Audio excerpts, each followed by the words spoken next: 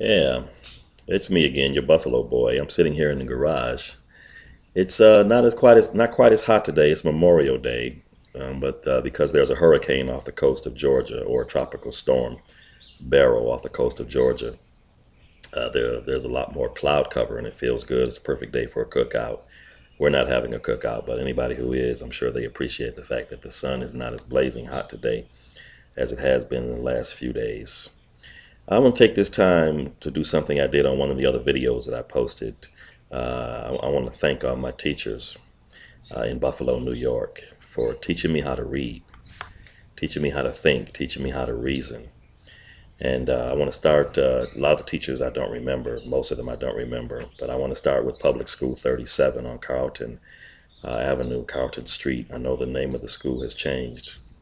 They have a lot of magnet schools in Buffalo now, etc. But it was Public School 37 when I was a child back in the early 60s. The only teacher I really remember from there is Miss Jarrett. I think I remember Miss Duffy in fourth grade. But I had a Miss Jarrett, I want to say second grade, third grade. Might have been kindergarten. I can't remember. But anyway, thank you, Miss Jarrett. I don't know if you're still with us, but thank you for teaching me how to read. Reading is such an important skill. It seems to be a lost skill today among many people, among many of our youth. Thank you, Miss Jarrett. Thank you, Public School 37. I have many great memories there. I remember being there when President Kennedy was assassinated. I was in the first grade. Thank you. Miss Duffy, I do believe she was fourth grade. But it seemed like I can still smell her perfume. It seemed like she wore this certain perfume and I can still smell it. Public School 37. And then we moved. Oh, I think Miss Duffy might have been at 74 because we moved in 1964. That would have made me around 7 years old at the time. So Miss Duffy must have been at 74. PS 74 on Northland Avenue. Miss Duffy must have been there. And then some of the other teachers that I had, I'm going to get some of these schools mixed up, put teachers in wrong schools. I remember having a Mr. Pegram. I remember having a Mr. Pegram in fifth grade, so that had to be at 74. I remember he used to paddle us with what he called the Board of Education. He had this long paddle. It had a couple of holes in it to give it an aerodynamic lift, as they say. And he would paddle us. We had to bend over and hold our ankles. And if he didn't think he hit you hard enough, he would say, "Get back here." You didn't even flinch. That was in the days when teachers could discipline you without fear of retribution. Mr. Pegram, thank you. I don't know if you're still with us. I had a Mr. Ianacone in sixth grade. I believe it was at 74. It had to be. I believe he was at 74. Mr. Ianacone. I had a lot of Italian teachers. I think that's one reason I moved my hands a lot when I taught. Very expressive. I had a lot of Italian teachers. One reason I had a lot of Italian teachers, I went to PS 81 on Tacoma Avenue, and there were a lot of Italian teachers out there as well as Italian students. I remember some of their names still: Russ Shabaresi, Russ Provenzano, Adelaide De Benedetto, right? Yeah, it seemed like I was in Little Italy or something. So anyway, Public School 81. Mr. Labiak was the principal. Miss Schlenker. I remember Miss Schlenker. She was, looked like the Gestapo and stuff. She'd be a real tough assistant principal. Didn't take any trash from anybody. I had a Miss Palladino. I can't remember if it was 74 or 81. I'm thinking 81. I had a Miss Palladino as like a social studies teacher. I had a Mr. Zimzak. I believe he was at Lafayette, a math teacher. Mr. Durlack, math teacher. Mr. Ianacone. Mr. Zimzak taught math. I couldn't spell his name today if you asked me. Kind of like Coach Krzyzewski, all those Z's and K's and Y's and stuff in those Eastern European names.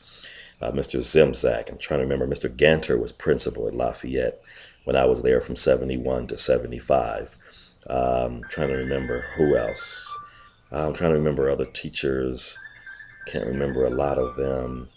I don't think I had any African American teachers in my whole public school experience through high school. I can't remember any African American teachers. Seemed like if I had any, it would have stood out.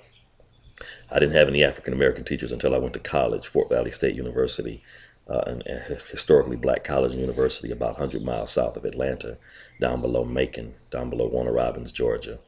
But I had a lot of great teachers who did their best under very trying circumstances to teach me and other hard-headed children.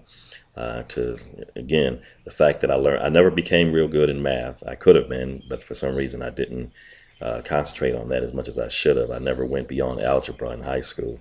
So I never really became proficient in math, but I did learn how to read and learn how to write, learn how to think and write and things like that. And I thank God for sending those teachers my way. Some of them I'm sure are still with us, and some of them have gone on to their eternal reward. And so I just wanted to thank those teachers at 377481 Lafayette. I just posted yesterday about Fosdick Maston being one of the top 100 high schools, public high schools in the country. They're number 11. They have a 100% graduation rate and like a 1777 or something like that on the SAT.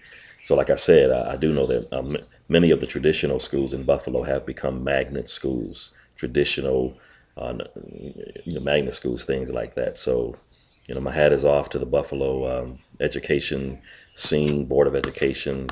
I'm sure they've got problems up there, and I'm not there, so I'm not, giving a shout out to anybody in the realm of perfection. I know there are problems in all areas of education, but it looks like they are trying to do some things instead of just doing the same old thing that they were doing 40, 50 years ago. So I just wanted to give that shout out and just wanted to say thank you to everybody. I encourage you to look at those videos I posted about a Buffalo boy story where I talk about growing up in Buffalo and growing up with the men, the fathers, and other men that I experienced growing up. Yeah, I just wanted to say thank you to everybody. Hope you have a chance. I hope you have a great Memorial Day. And God bless you all. Bills, go Bills. Win a Super Bowl, doggone it. The city of Buffalo deserves it. Win a Super Bowl. Win a Super Bowl. I'm going to make a prediction. Bills, Eagles. In, what is it, Super Bowl 47? Bills, Eagles in the Super Bowl. All right. You got the talent. Now you've shored up your defense with Mario Williams. You got some draft picks. You got that guy out of South Carolina. So you got some defense now to go along with that offense that was purring along. Hopefully Fred Jackson can stay healthy for the whole season. Hopefully C.J. Spiller can continue to mature and improve and develop as a player. And go Bills. Win the big one. Win the big one that you couldn't win back in the 90s. You should have won 2 of those 4 Super Bowls at least. 2 of them you got blown out, but 2 of them you should have won. Go Bills. Do what you do. All right, everybody in Buffalo, y'all have a good summer. I'm probably going to be up there in August because the Crockett family reunion, I have been informed, is August 11th. And I'm going to try to make it because normally it's not held in Buffalo. This time it is. August 11th, Crockett family reunion. All right, Crockett family values. Everybody in Buffalo, stay Buffalo proud. God bless. Bye-bye.